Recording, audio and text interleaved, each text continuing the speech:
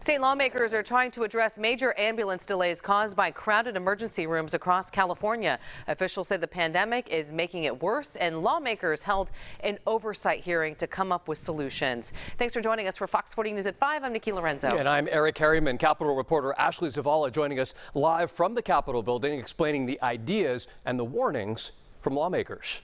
Ashley.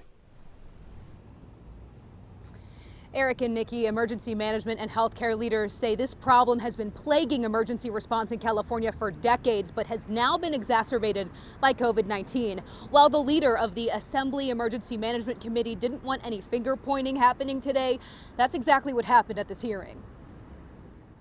We find ourselves at a crisis point. Medical emergency leaders from across the state urging for changes to address ambulance holdups across California.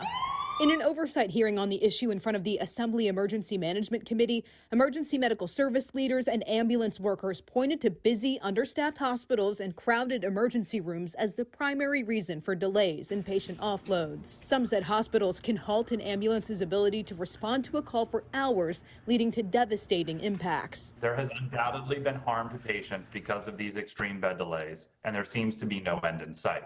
Other EMS officials said patient transfers should take no more than 20 minutes. Sacramento Fire Assistant Chief Eric Saylor said EMS workers in the area waited at hospitals or were on the wall for more than 2 hours, 700 times in 2021. He says hospitals should hire their own paramedics and face fines for holding up ambulances for longer than 20 minutes. And that may be the only thing that gets them to change the behavior. But emergency doctors and nurses say slow patient transfers and clogged emergency rooms stem from several issues, including staffing shortages, a lack of resources, and an increase in patients with non-urgent issues, but who lack access to health care in their own communities. Some of the reasons include a lack of primary care, safety net health care, behavioral care, and I have to tell you, I will underline that 400 times, homelessness support, substance use disorders, and COVID-19, either coming for testing and or vaccines. The committee's vice chair said state lawmakers should reevaluate state regulations impacting emergency medical services. And look and see if they're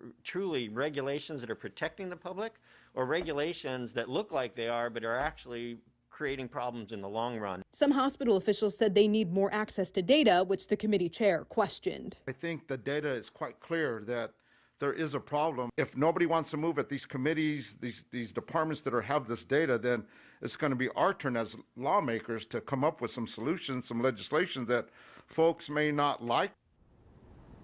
Lawmakers didn't take any specific action in this hearing, but they could take the information gathered and craft legislation with it. Reporting live at the state capitol, Ashley Zavala, Fox 40 News.